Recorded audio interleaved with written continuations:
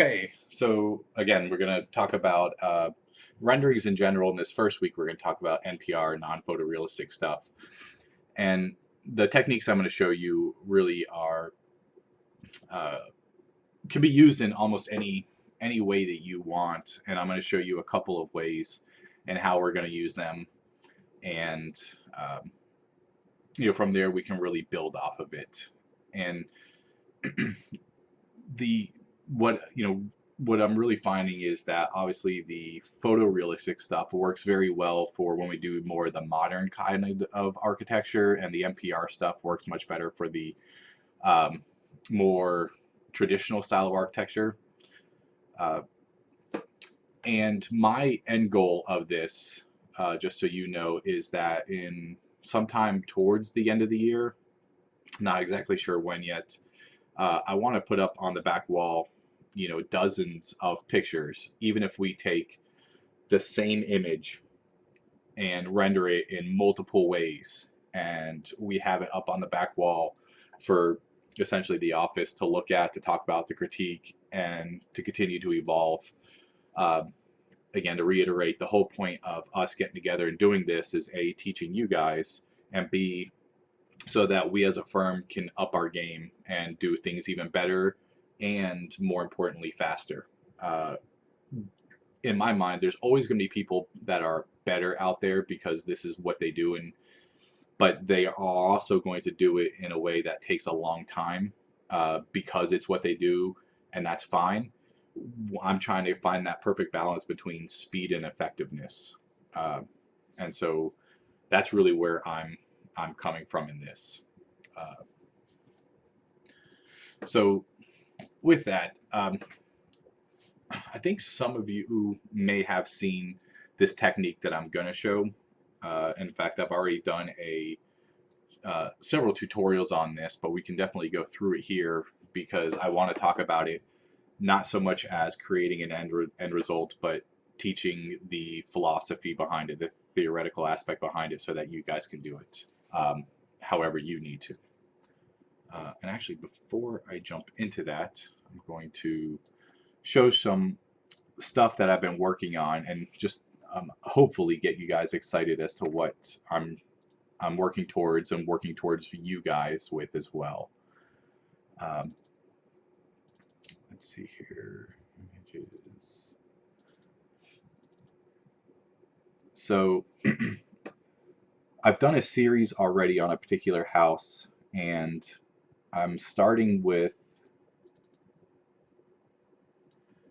this image, which you guys can see is straight out of SketchUp. There is nothing fancy about it. This is literally straight out of SketchUp. Shadows on, all that good kind of stuff. And where's the other one? I've also done a rendering of this. Where did it go? I think it's this one. Yeah. So this is actually out of Lumion.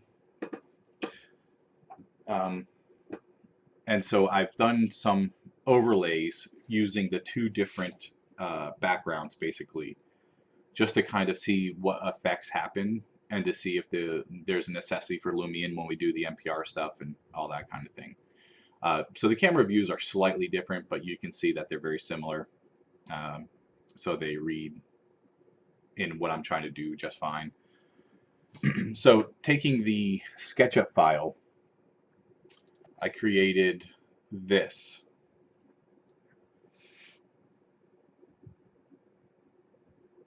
So this is straight from SketchUp into Photoshop.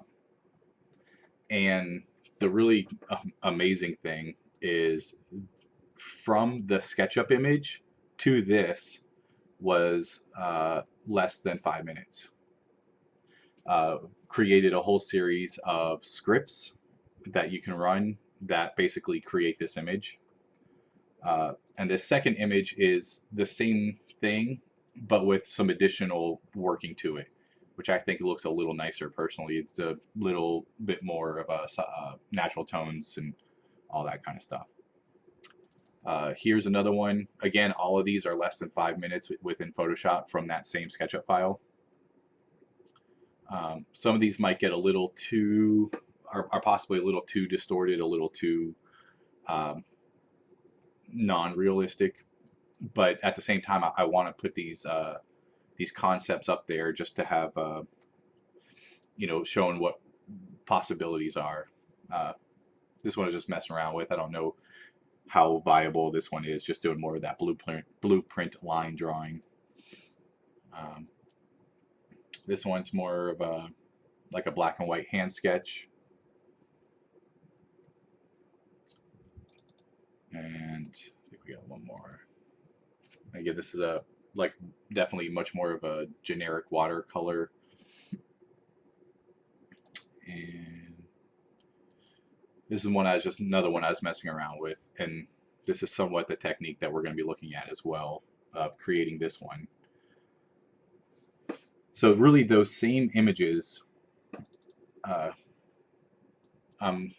what's interesting, this one here was created from the Lumion image versus this is from SketchUp. And what's really interesting is that there's not a whole lot of difference, in my opinion, to show that going from straight from SketchUp to Photoshop versus creating a Lumion file and then going to Photoshop, they actually come out very similar.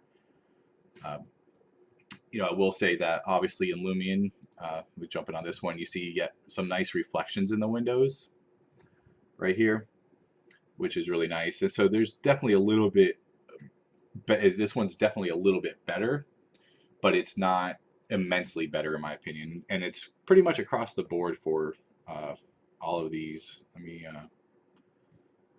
jump on this one, and that's this one here. So again, showing the two different versions of the same image. Yeah. What's that?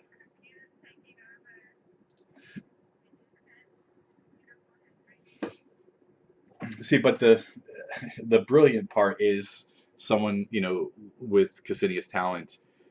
It's really about having that kind of eye, and so creating this stuff. You know, you still have to have that kind of artistic background, that kind of eye to really create this stuff. So it definitely doesn't go wasted. In fact, it's hopefully trying to make it even more efficient. Um,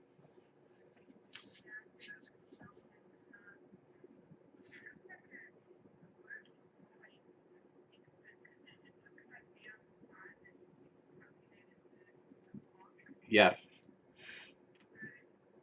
yeah, like little scratch notes around and all that kind of stuff. I mean, that's really the idea is that you can you know, make this kind of stuff. And so anyway, this is what some of the stuff that I want to present and really put forth to the firm to get some feedback, and then from there we can even take that feedback and start refining this stuff even further. Um, Absolutely, you know, or you know, presentations, all that kind of stuff.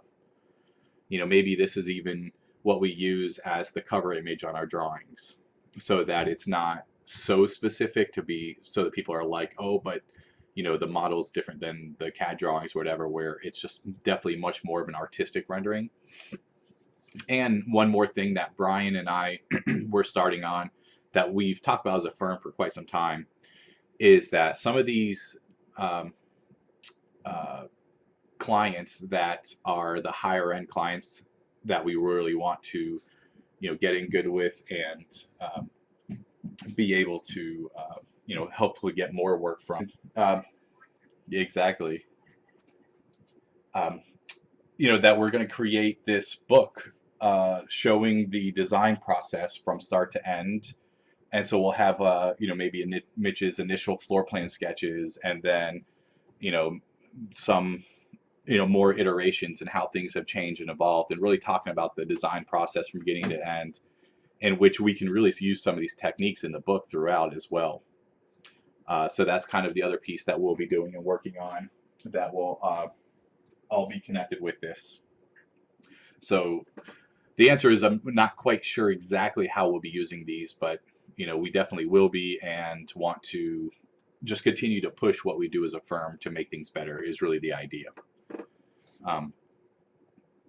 So from that, let's get into how we do all this. And again, so hopefully you guys are excited to do some of this stuff.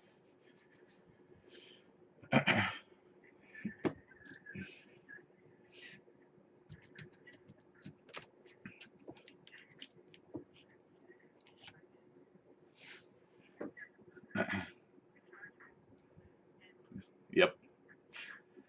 Okay, so really what we're going to do is we're going to export out several different layers from SketchUp. Now, all the ones that I just showed you, just to bring it back up real quick, what's interesting about this technique is this is really just exporting out this image. It's not exporting out multiple layers. It's just exporting out this image and creating this image.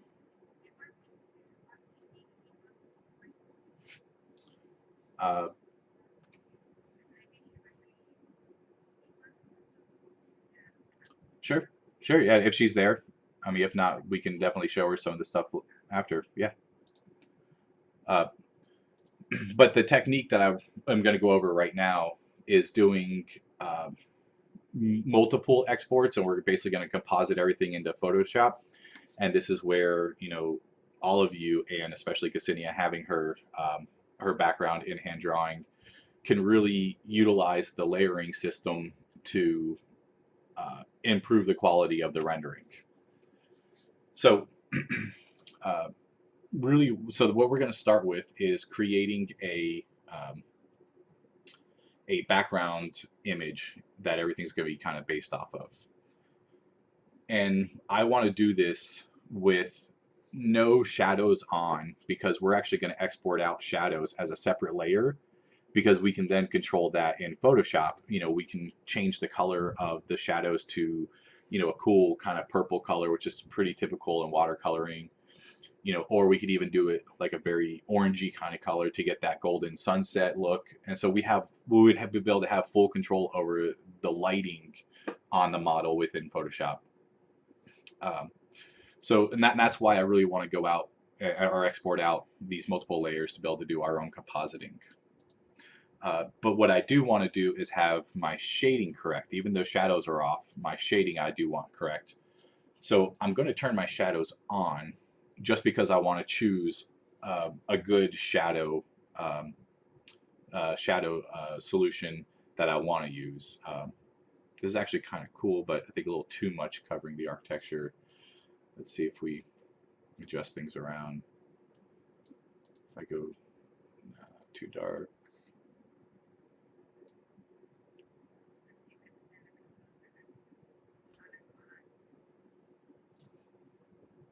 Yeah, that one, I think that one's kind of cool. It lets the tower really shine through. We get a decent tree shadow on the building, you know, seeing the balcony, which is really nice.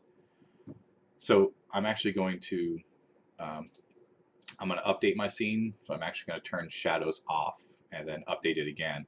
This way the shadows that I chose are updated in my scene, even though the shadows are turned off. The time that I selected is on.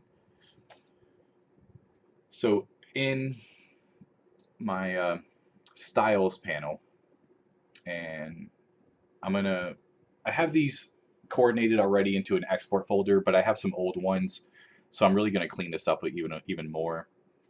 But I have this one in here called map export, and so when I click on that, you can see it turns the sky off. It turns my lines off. I don't want lines. I really just want the background color. That's what I'm dealing with. And the other thing that I'm going to do that sadly I can't make part of the style,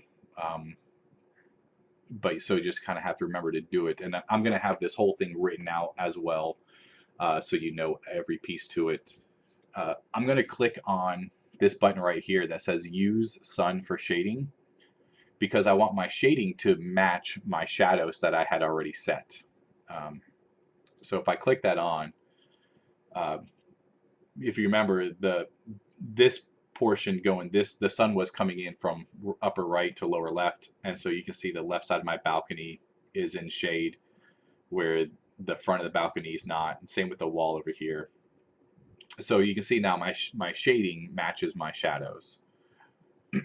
And so I'm just going to export this image, file export 2D graphic, and I'm just going to dump it into this folder. Let's see here. I'm just going to make a folder called exports.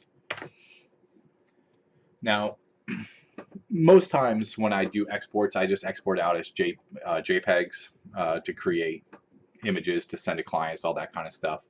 But whenever I'm doing this rendering stuff, exporting out into Photoshop, I actually use PNGs. It really doesn't matter except for this one, but I use PNG pretty much for everything just to make it simple. And the reason why is I can click on options, and this is going to be important, is just make sure that you always have your pixel width selected. By default, the use view size is selected, and that will basically export exactly what you see, so the pixels will match whatever your screen is. I actually am going to deselect that and change my width to 4,000 pixels just to up the resolution of the image, and it will actually be bigger than my screen, which is a good thing. And the other important thing I want to have selected is this transparent background. And what's really cool is basically the background, all this white, will come into Photoshop already alpha channeled out, so that we can create sky layers and import multiple skies behind it, and we'll get into that later, but it's really going to help us to be able to create our alpha channels. So with that selected, I'm just going to say OK, and I'm going to call this one,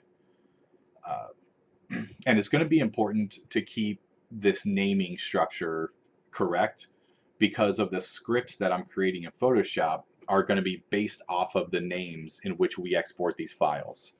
And when we get into Photoshop, you'll see more of that. So I'm just going to call this one base SU for base SketchUp. So this is just going to be our base image. And we'll export that out, and it'll take a second to export.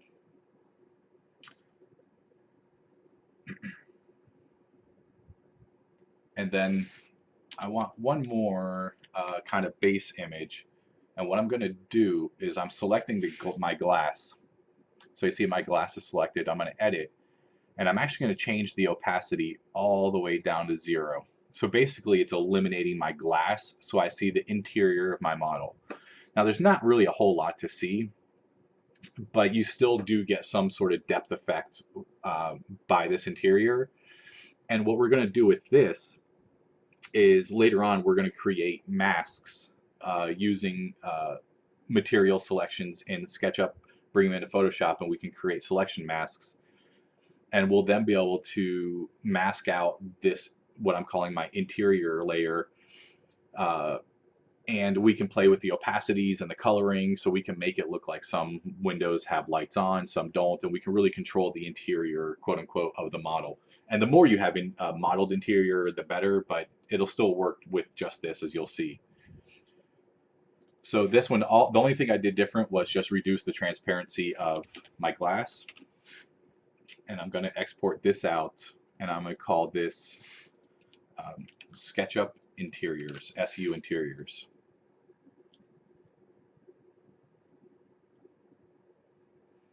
And then the important thing is, after you do that, make sure you click undo, just so you put the transparency back on. You know, it's easy enough to do, but just one of those things that you forget. And in all honesty, one of the best things you could do is, whenever you're going to go through some of these exports, or knowing you're going to export it out, you might even want to save the model. Make sure you save the model before you do all this, because we're actually going to change material colors. We're going to change a lot of stuff that we will undo as we go along, but just in case you don't want to ruin your model, this way you can just close out the model and not save anything. But you'll see all that in a second. So the next thing I want to do is I want to export out some line work. So going back to my styles, I have this style in here called base lines with profiles. And I'm going to, using my layers, bring this over here. Using my layers, I'm going to turn all of my vegetation off. Um, actually, if you guys remember, this is more of a modeling issue, but we modeled the floor and the wall separately. And so now that we're dealing with exporting of lines, I don't want these lines running across. So all I'm going to do is, using my union in Solid Tools, I'm just going to join the walls and the floors together. And it's something that you could do at this point in your model anyway, because you're not going to be doing a whole lot of changes, and so that's fine. So if hopefully everybody knows what I just did, and if you have any questions, feel free to let me know. But I just basically joined all the solid geometry so that you see all those lines went away. It didn't matter on the previous ones because we had edges turned off, so you didn't see the edges anyway. So now you see that this is lines with profiles, and really what that means, if you guys haven't gotten into styles too much, if I go to edit, you can see I have these dark edges around the building. Like this line right here is pretty light, but you can see this line is pretty dark. And it's the idea, and Cassini, I'm sure, could talk to this, that when you draw, anything that's touching quote unquote air should be drawn with a heavier line versus something interior should be drawn with a lighter line. It just gives like a solidness to the drawing. And you can change the profile depth here. I mean, I can really knock this thing up to like 10. You can see just how dark it gets, which I don't really want that. I just have it at a 3. And actually, I'm going to turn edges off. I need to update this one, because this one I'm going to want just this heavier depth, and we're going to play with opacities and all that kind of stuff in my drawing. But I'm not looking for detail in the exporting of this. I just want some solid, good lines that I can really play with. So I have Alt-Z, just so you know, as my shortcut to export out images. So export 2D graphic, you can see Alt-Z is my export 2D graphic. So if you see it pop up, I'm just using my my hotkeys. So I'm going to name this one just SketchUp lines, and then base lines with profiles. So that's going to be that one. And then the next one I'm going to want to be a little bit more of a loosey, like hand-drawn kind of one. And really, you can export out multiples of these and use whichever ones you want, or a combination of them. But just to keep it simple, I really like this charcoal loose one. This has a really nice hand-drawn effect, some decent extensions going on, and all that kind of stuff. Just some other ones. I think there's this one here. There's Pen Wavy. So it's a little bit of a lighter line versus the charcoal is a little bit of a heavier line. There's also Pencil. And you can edit all these. You can see you can change the level of detail. So from a low level of detail to a high level of detail. And so as you can see, I mean, there's just hundreds of ways you can export all this stuff to really refine how you want it to be. But we're going to kind of keep it simple for right now. Oh, and just a side note, which is kind of cool. If you see this stroke right here, if you've never done it, you can actually create your own style. And we did it once where we had Mitch draw a whole bunch of lines, and you scan them in and import them, and we made a Mitch style. Yeah, you absolutely can. And maybe we'll do that one time. Maybe that once we kind of go through all of like the big picture stuff that we're dealing with, then I'm thinking that maybe we'll start getting together, say once a month instead of as much as we have been. And we can start really refining all those little things and showing you guys how to do all of that little stuff. So yeah, I mean, there's just a ton of stuff that you can do in here. But anyway, I'm going to go back to my charcoal loose. Just to have one that we're going to use. I think it's a good quality hand rendering kind of thing. So again, we're just going to export this out. I'm going to call it SketchUp Lines Charcoal.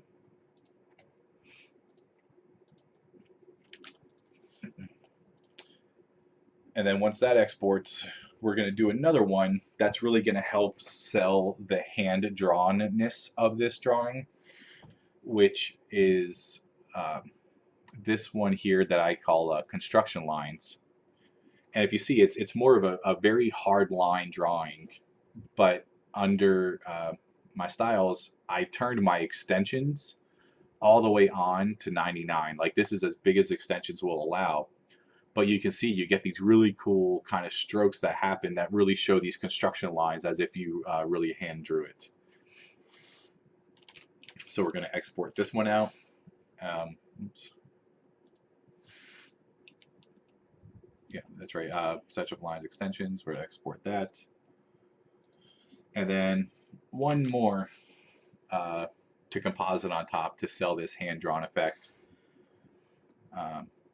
is, if you guys have never used it, let me go back to my baselines. This will just be a good way to show it. Under styles, they have a style. If you've never clicked on it or have accidentally ever clicked on the hotkey, there's something called back edges. And if you turn it on, you see it does dotted lines as if the model was see-through, so that you can see all of the lines throughout, which is kind of cool. So I have a style that's based on that called hidden lines. And so what we're going to be able to do is really overlay this as a very, very faint line. So this is giving us even more just kind of sketchiness that's thrown around as if we really drew everything and then erased over it. And that's the idea that we're really going for. So we're going to export this out. So that's my SketchUp Lines Hidden. Now we're going to get into, so here's my shading layer. And again, these are all just different kinds of styles that were edited, like edges were turned off, materials were turned off. And so you can see this has no shadows on it, it's just the shading that would occur.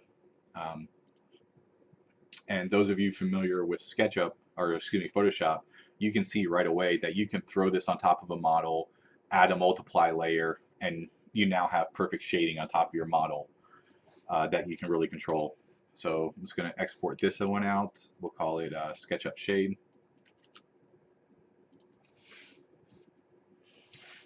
And its companion now, we will export out shadows. And again, this is another style that I need to update. Edges aren't supposed to be on. So I'm going to turn edges off. So basically everything is white, sky is white, edges are off, so I basically see nothing. But if I turn my shadows back on, I now have a shadow solution, and only a shadow solution, which is really nice. And what's really cool with this is you can see that the windows are actually a much lighter shadow, as if they're receiving some light, but not all. And that actually reads inside of Photoshop. When you do your selections, it selects it as a grayscale versus a dark tone, which is all going to play into our layering system. So we will export this out as a SketchUp Shadow. And really, those are all the layers that I need. That's everything that we're going to use to create an image. But there's one more thing, or another series of things that I do want to export. And those are really just going to be more of a helper in helping us create masks selections within Photoshop. So what I'm going to do is, say this shutter, I'm going to select this, and I'm actually, and this is where saving the model ahead of time is a good thing, because we haven't really done anything to destroy the model yet, but we're about to. Though we're going to undo everything, but again, just one of those things to be aware. So the color I like to use is you set red and blue all the way to 255 and your green all the way to 0, and you get this super bright magenta. Actually, I do want to go back to styles, and I'm going to turn my edges off. I don't want edges on. So now everything that was that particular dark green, that shutter color, is now this bright magenta, and I'm going to export this out as a SketchUp mask, and we will call this shutter.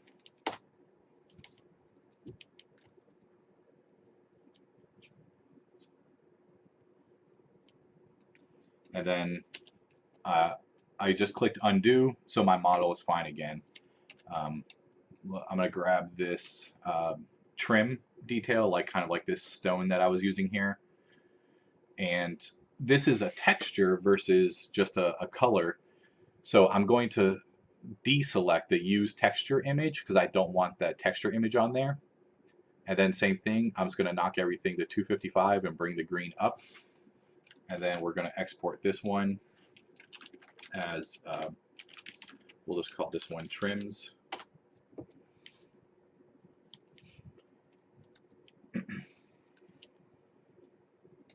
Then we're going to undo. Then we will do my roof. And again, I'm going to deselect the texture image. And so we're just going to go through this and knock all of these out. Though maybe I won't do all of them just because we don't, because you guys get the idea. In fact, I'm going to do the railing. Oops, I'm going to undo railing. Actually, let's do a couple more just to show you, like, it'll be important on the glass. So let's undo glass. Make sure you bring the opacity all the way up, and then just change the color. So even here you can see that now creating a selection set for the grass. When we do the interior portion that we talked about, it'll be an easy selection to really adjust that. Undo. Actually, I don't have a wall material or a eave material, but like you would paint this wood, and then you can select all the wood and export that out. It's just going to be the exact same process. Actually, what I will show you is the vegetation, a good one here. I typically do all the vegetation together. So this one takes a little bit more time because there's so many different colors for the vegetation. So I'll turn that. I'm going to grab these flowers. Now what's interesting is these flowers are a PNG, meaning that they're a block that has an image with a transparent background. And if I were to just try and change the color, it wouldn't quite do what I wanted. You see how the flower didn't completely change. So I'm actually going to open this up in Photoshop. And now if I control click, you see how everything is selected. And the exact same thing I just did there, I'm just going to do the exact same color, paste it over top. I'm going to save this image, close it, and now you see those flowers just turned fully that color. So it's doing the exact same thing I'm doing right here. It used Photoshop to help me do it. This one is not a PNG, so I can just adjust. So you can see that I'm some degree destroying my model right now, but that's why we have the fantastic undo button, and just making sure that you save it ahead of time. Yeah.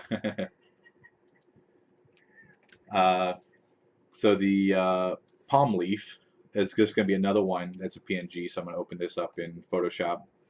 If you guys have any questions what I'm doing here, I feel like you guys know Photoshop well enough. This is pretty self-explanatory. You guys know that if you control click on the layer, it selects everything in that layer.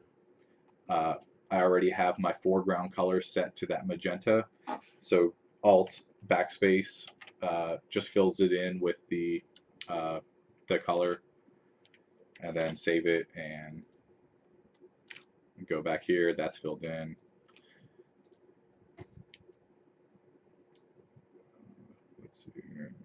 I actually created a script somewhere along the line that did this for me. Have you guys gotten into making scripts? Um, yeah, like in fact, I'll show you guys just I'll make sure to show you guys in a minute. Um, because if there's things that you do repetitively in Photoshop, they're absolutely amazing. Even just little things, like I have flatten, save, and close as a excuse me, flatten, save, and then go back a step as a script. So as I'm working on a model and I'm ready to export out a JPEG, I literally click function 4 and it flattens my model, saves it as a JPEG, and then goes back a step in history and unflattens it all in one thing, which is really, really nice.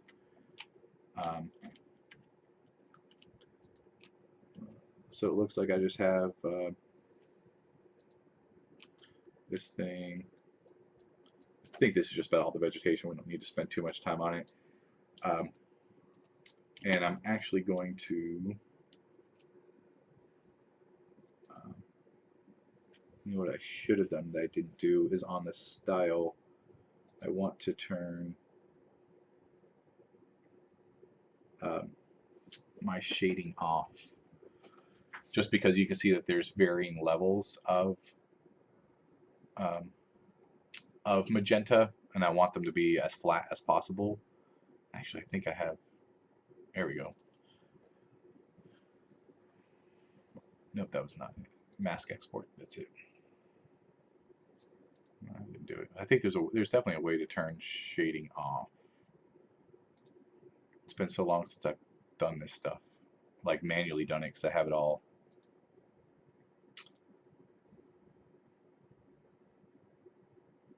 Anyway, that should be close enough. I mean, these colors are so bright that they're easy enough to select within Photoshop, and you can really bump up the tolerance in what it selects. If you see my site trees, I actually don't have selected. I'm going to export that out as a separate one. But I'm going to call this vegetation.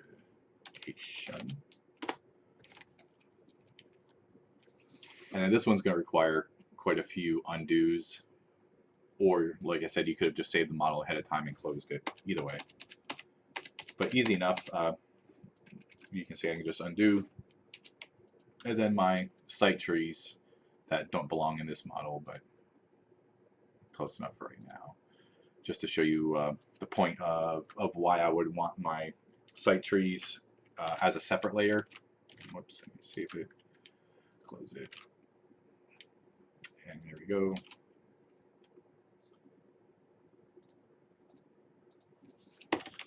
And we'll call this one site trees. All right, so really that's everything.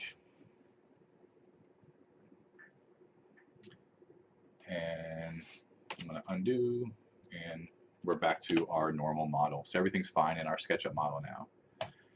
And so we have, let me pull up all these exports. So we have these series of exports now that we're going to play with in Photoshop.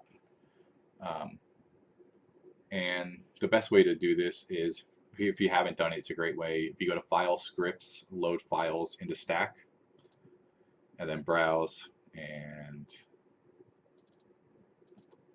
I'm just going to bring all of these in. And this will open every one of them and properly align them all into one drawing.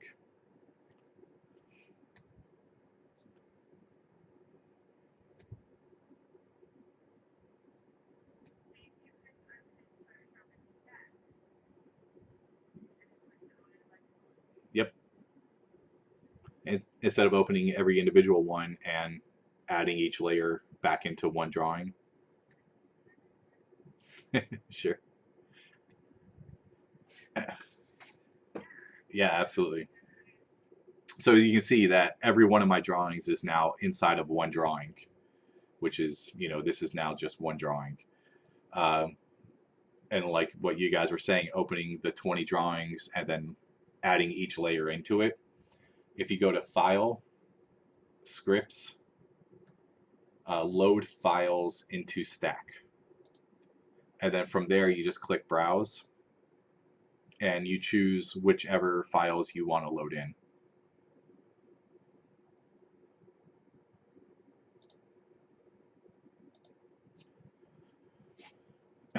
So from here, we have, let's see here, we have my lines. So I'm just going to do a quick grouping of all this stuff. So we have SketchUp lines. So I'm just going to grab those, group them, and call them lines. I have my mask layers, group those. We're going to call these masks. We have, our shade and shadow. I'm just going to group these and call it, surprisingly, shade and shadow.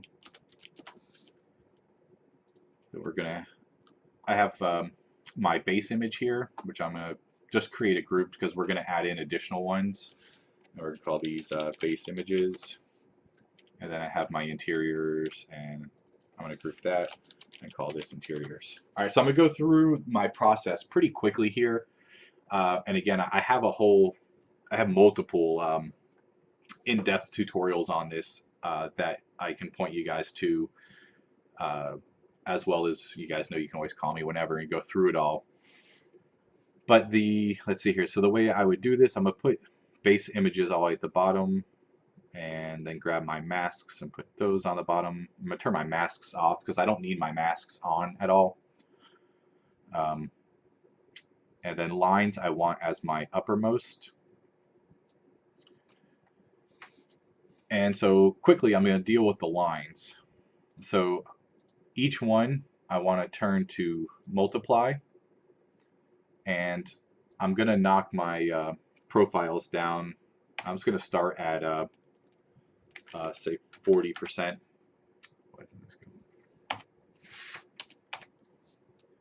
Hotkeys aren't working. 40%. Same thing with charcoal. I'm going to put this on multiply.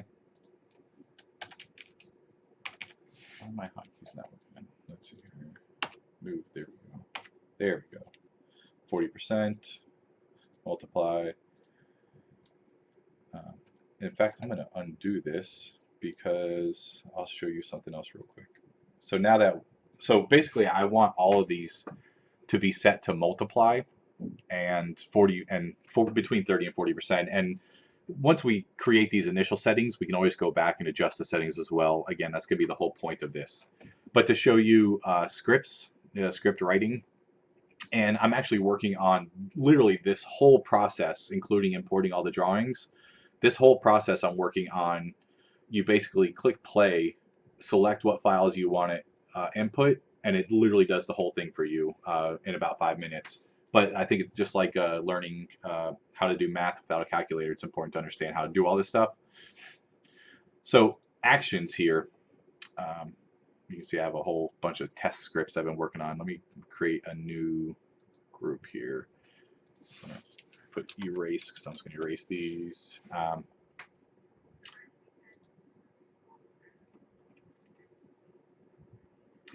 Exactly, Brian created his scripts that he uses that really sets up the whole drawing. That's exactly right. And really, if a script can get you 80% there, then we're pretty good. You know, if we can do all of it, even better, but a solid 80% is great. So you see my red record button is on, and so basically it's just going to record all the steps that I'm taking. So I'm going to just click on, say, this bottom one, and you see right here it says select layer, SketchUp lines hidden. So it knows that I selected that layer. I'm going to say multiply, change opacity to 40%, and you can see it's recording all that stuff. I'll select the next one, multiply, change to 40%, multiply, change to 40%, and multiply, change to 40%. And so I just recorded that whole thing. So I'm going to go back to my history, and I just undid it all. So now that I can show you that if I click on um, this testing, this script I just recorded, if I hit play, see how it just did all that for me? Because it just literally recorded all the steps that I took. So now my lines are set. You see if I turn my base image on, which if I turn my lines off, you see there's no lines on it or anything here. But if I turn lines on, it really just added those in. And here's like all that hidden stuff. So you can see that has this really cool, like sketchy kind of feel to it. And from here, I mean, there's again just infinite number of ways that we can deal with this stuff. Like extensions, I want my extensions to kind of stay as they are, but my hidden lines, maybe they're a little too perfect. We can just come in here and do, say, like a filter. We'll do a distort and a ripple. And so you can see up here, it's just going to add a little bit of a ripple effect to it to make it a little bit more hand-drawn looking. And there you go. So it's now a little bit more rippled. And if that's, you know, too seen for you, if it's too noticeable, you can always drop the opacity down. Yeah, just drop to 10%, 20%. So you can just play with the opacities until you get something that you like. You can see the extensions that are popping through here, which is, you know, right here. Actually, that's on the charcoal one as well. The extensions are here. That's where they're popping through. So you can see these extensions. It's just really adding a nice hand-drawn effect to it. Masks. Let's talk about masks real quick so we don't have too much time left. So how I use these, let me turn everything else off. My mask's on. So what's cool here is my glass, let's say. I can come up here and go to select, color range, and then I can say I want you to select all my magentas. And then select OK, and there we go. Now what I can do is I can do, say, Control Invert. So that's Control Shift I. So now I have everything but the magenta selected. Click Delete, and there we go. So now I have a selection mask created. And what's cool, you can see it even selects around the grass that was there. So we'll do another quick script just to show you scripts again. So I just got rid of the one I created. I don't need it. So what I'm going to do is I'm going to record, and we'll say select, color range, magenta, and I'm actually going to click invert because I want the inverted collected, so I don't have to hit Control Shift I when I'm done. Select OK. So now you see it selected everything but the magenta, and then I'm going to press delete and then deselect, and then I'm going to stop. And so now my mask creation script is created. So now if I click on my roof, click play, there we go. There's my mask for my roof, shutters. So you can see creating these masks are actually going to be pretty quick. You can just see how it can really speed up what you do. And vegetation. And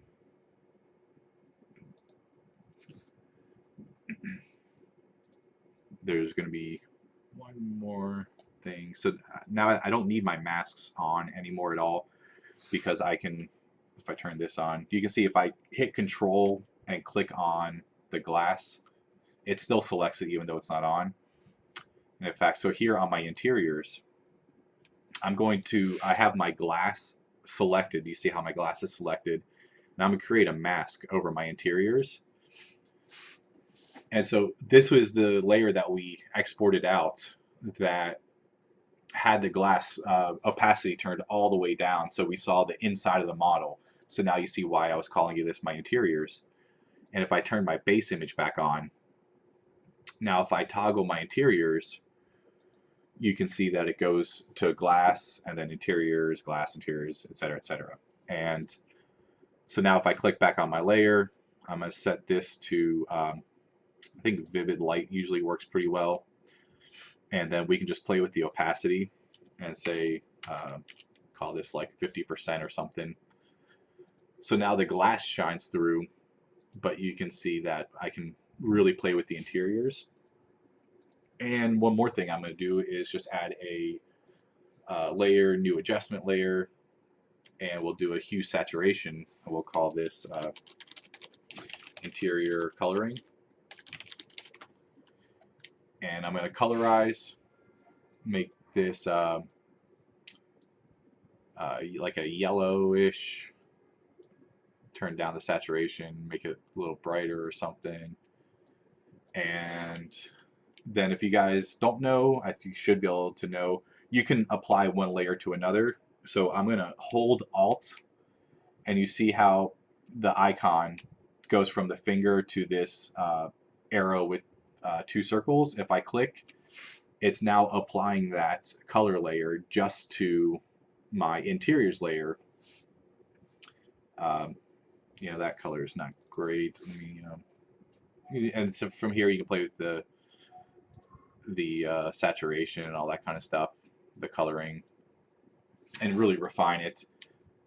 And I can even go back to my mask and say, let me grab my brush tool and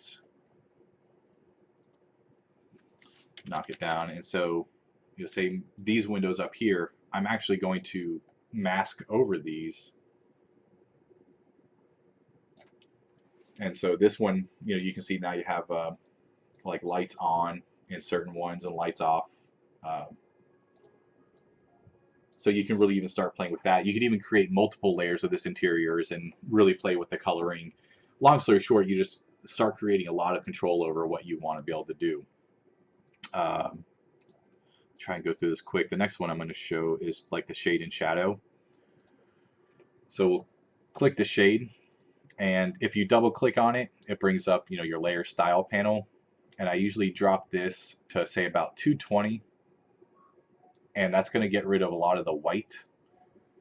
Let me turn my shadow off and my base image off. So I'm going to do this again with everything turned off.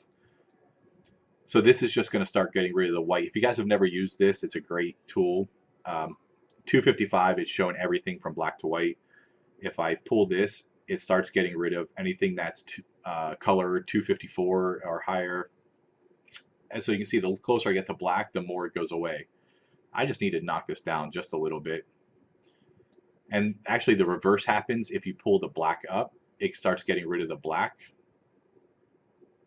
to the gray. So, you know, but we want the dark colors in this. So I'm only pulling the white down. And so here's my shading solution, and this is really what I want to play with. And then go into shadows. I'm going to do the exact same thing. I want to get rid of the white. So I'm just going to knock this down. You know, there's no real set number. I want to keep the windows, because see, if I went too far, the windows disappear. So I'm just going to drop it to something right around there. So now I can play with my shadows, my shade and my shadows. And if I turn my base image back on, you see I have shadows on, but they're covering over my details. But pretty simple. We just drop this to multiply, and now my shadows are perfectly sitting on the model. And I'm actually going to go back to my shade shadow group, and I'm going to change it from pass through to normal, which will then allow me to create a layer. Actually, I meant to do it here. Layer. We're going to do a new adjustment layer of hue saturation. And we're going to call this shade shadow coloring. And again, we're going to colorize it. We'll make it some sort of like bluish, purple, whatever we want to use. What's great about creating the adjustment layers is you don't have to be precise, because you can come back and adjust them later at any time. So we're just going to do that, and we can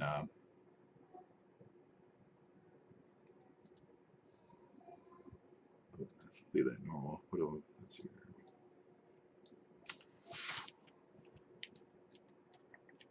Turn this on and turn my shade to multiply.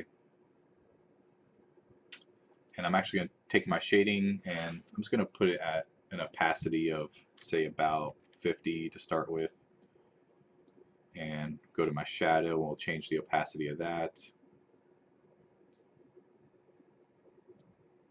And I think maybe I knocked too much white off my shading. You can see here on the tower.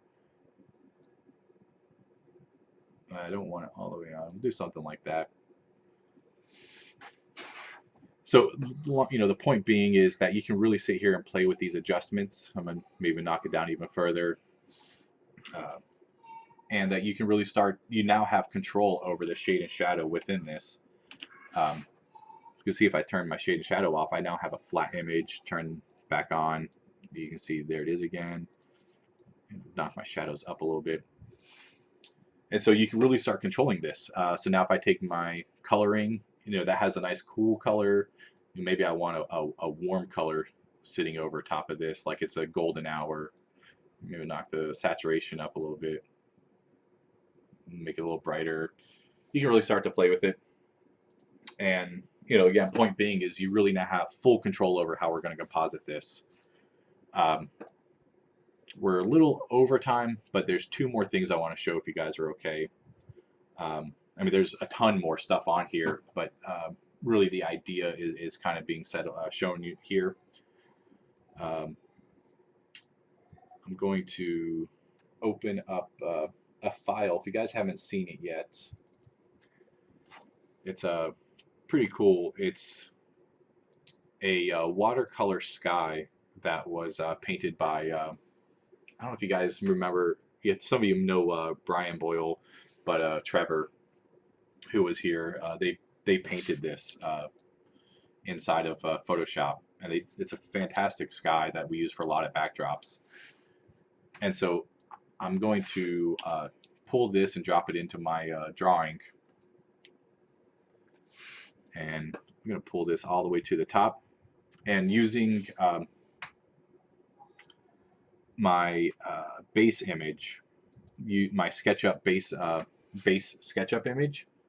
If I go to select and load selection, since I'm on that layer, I can load the transparency into my selection, and I'm going to reverse it, Control-Shift-I, select my sky, and apply a mask. And now I have a mask over my sky. I'm going to unchain it. I don't want the mask chained to the image, because now I can take this image and I can move it anywhere I want and find a cool sky. And put it wherever I want to find, you know, maybe I want something like that, you know, a little dramatic. One more thing just to show you, like, this image in of itself is just okay, because the SketchUp underlying piece is just okay. There's a really cool program out there called FotoSketcher. It's a free program, and I can show you guys where to download it. And I'm going to take the that base SketchUp image and drop it in here. If I zoom out, so you can see this is that exact same image. And so now I can select all kinds of different effects, and I'm going to choose this painting number 5 watercolor. And if you see my preview here, it's going to paint over and show you, let me find a good preview area. It's going to show me what it looks like, and I can control all these adjustments. But I'm going to say draw, and it's going to go through, and the preview bar is running, and it's going to turn this background image into something a little bit nicer to use as our underlying piece. And so there it is, and zooming in side by side, you can see you know, the effect that it had, and you can even strengthen or de-strengthen the effects of this and make it better or worse, whatever. But we'll just save this one right now, and I'm going to throw this in. I'm going to call this one base watercolor for now. And again, what's great about this system is, let me open this up. I'm going to drop this into my model. Um, and I'm going to pull this down and put it inside of my base images layer. And so now this is my watercolor version. And so what's, again, really cool is, in fact, I'm going to do another one real quick. Um, I'll just do some random, like, I'll just do a quick pencil one, just to kind of show you the concept of the infinite possibilities that you can do with this. And this is where, Cassini, I'm really going to task you, once you start understanding and playing with it, your eye of what you would like to accomplish and all that kind of stuff of really what you can do. So here's a very different, pencil version, and you can change all these things and get even different looks to it. But whoops, I didn't actually redrew it again. But they have like oil pastels. I mean, you saw all the different versions in here. There's just a ton of different versions. So we'll save this, and we'll just call this pencil, and we will.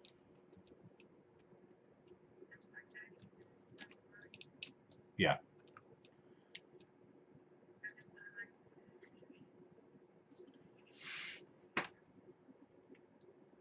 Yep. There's even ways to mess with that.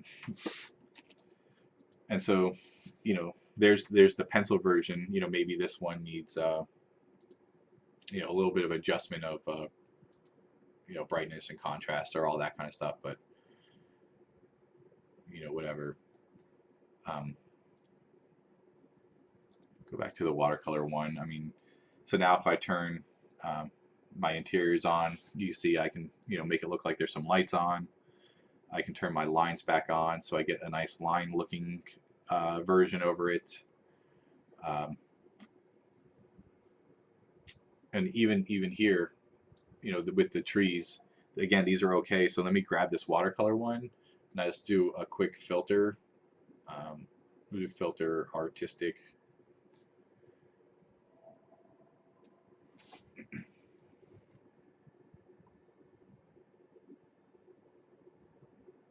And so you can play with even these settings, but even that makes the tree look a little better. Though I want to, it tends to make the shadows pretty dark running that one. So you come here and adjust the shadows and highlights. Brighten that up a little bit. Again, there's just an infinite number of possibilities. Another good one to do is just doing that distort, and we can do a ripple, and we can increase maybe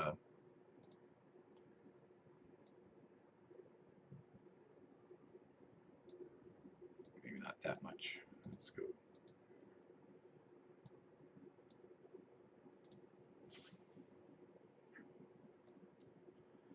And so it just really starts distorting it and make it look even nicer. And so, and again, this isn't even overlaying everything that we could possibly do. But now that we've done this, say we like everything, but the shutters are a little too bright. Now that we have all these mask selections, I'm on my watercolor. I can control click on my shutter, and so from here I can just start editing this image. The oops, image. I was on the wrong layer. Sorry. Image adjustments. Brightness, contrast, whatever. Maybe we want to make those dark again. And so I can really mask out exactly what I want to deal with. Oh, and the reason why one of the last things I'll talk about is dealing with the site trees. The reason why I put those different is, again, now I'm going to mask out my site trees, and maybe I want these to really fall off in the distance. But actually, I think what I'm going to try and do is I'm going to put I just created a new layer on top of it. I'm going to grab some, like this darker blue, and maybe even just kind of paint over top of this. just to kind of let it fade in the background a little bit more. Doing something like that, uh, just so that there's not so much detail to it. It's faded in the background. We're not really focused on the site trees. But again, the point being is we can really control what's going on with with the layering within our model and all that kind of stuff. So that's why I did the site trees different. Maybe we can grab just the regular vegetation in of itself, and maybe that needs to be adjusted to darken it or lighten it or contrast, whatever.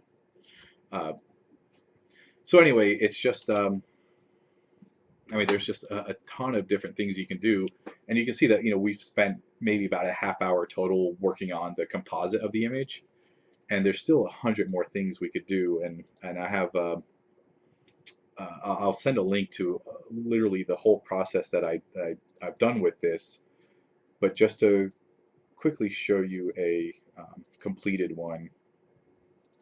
Let me pull this up.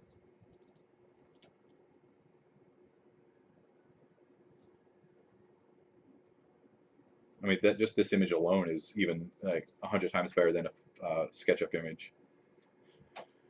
Yeah, so this is one that I created using that exact same technique. I really like the way this one came out. But what was cool is the stonework in this was really washed out in SketchUp when we exported it. But because of the layer masks, I was able to just really amp up the vibrancy of the stone and really make it pop.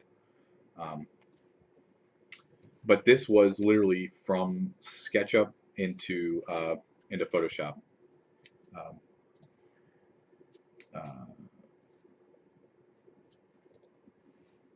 But just, again, I know we're way over time, but I have too much fun with this stuff. To show you one more thing, and maybe we'll do some more of this next week even. If you guys haven't installed Enscape, I think most of you have. Oops, did I turn it off down there? Yeah, I'm putting it back on.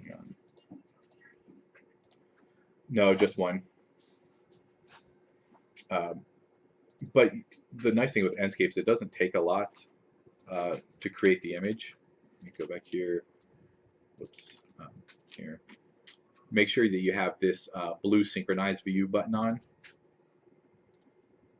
So from there, it's going to give me the exact same image, the same shadows, all that kind of stuff. And we're actually going to spend probably a whole class on this, like Enscape and Visualizer, which are both pretty similar. Enscape's better, but Visualizer does some things pretty nice. But what's great about Enscape is you can see it actually models the grass. No. And again, I think I've shown you guys Enscape a little bit, but just so you're aware, like I'm going to put them side by side. And as I move this model around, it'll take a second for you guys to catch up. But you can see that as I move this model, it's rendering the model real time.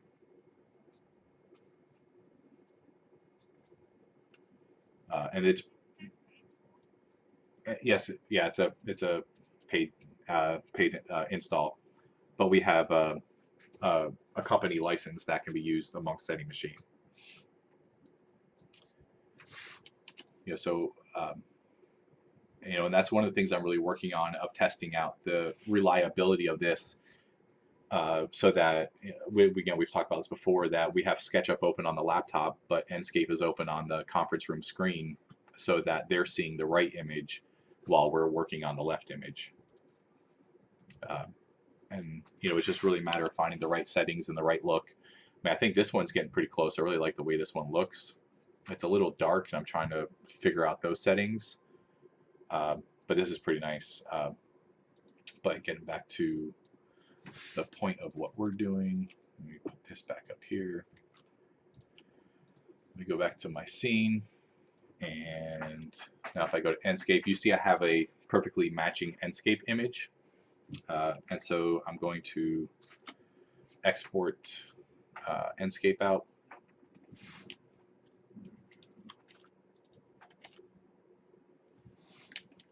Why isn't this exporting out?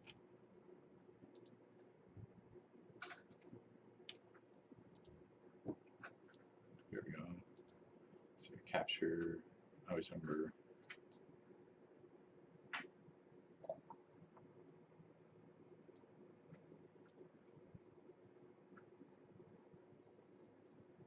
Oh, my hotkey got cleared.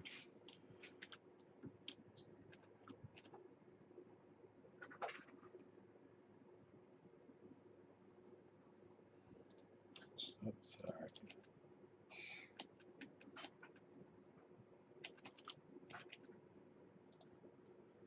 There we go. And now let's see if I can export it.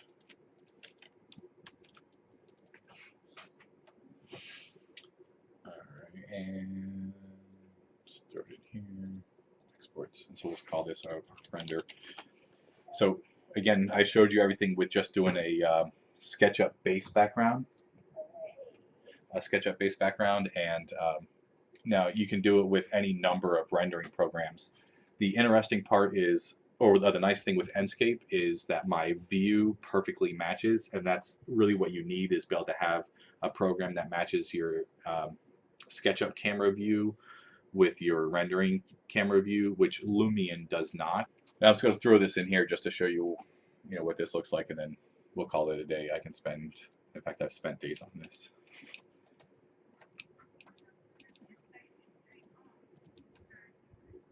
Yeah, absolutely. And so we'll call this one our render. And maybe this one we need to do some like exposure changes or something. And again, you can really change and or play with all this quite a bit. So but really the point that I want to get at is you can see that I can have multiple base images in here, and I can export all these out at any one time, which is really nice. Same thing with skies. I can have multiple skies in here. Graphics folder. Let me grab stuff. If you guys need to leave, you can let me know, but I promise I'm not too far from being done.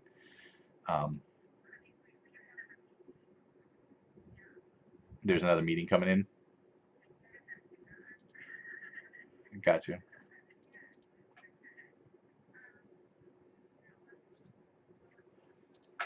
Yeah, but long story short, if I turn this into a group and I grab my mask, I can put the mask on top of the group. Now I can turn this sky layer off, and there you go. This is actually rendered sky, so you can see I can have multiple skies that way.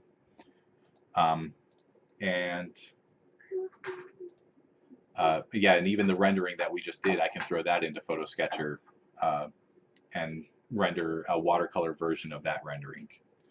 So again, there's just an infinite number of possibilities with this. And we'll talk more about this and show you some more cool things later. But hopefully just get you guys excited to show you just the number of possibilities that are here with this. So anyway, digest it all, think about it, and then we'll kind of pick up here and do a little bit more next week on this, and kind of finish it up next week. And if you guys have any questions, again, just think about it during the week and let me know. Yep. All right. Bye, guys.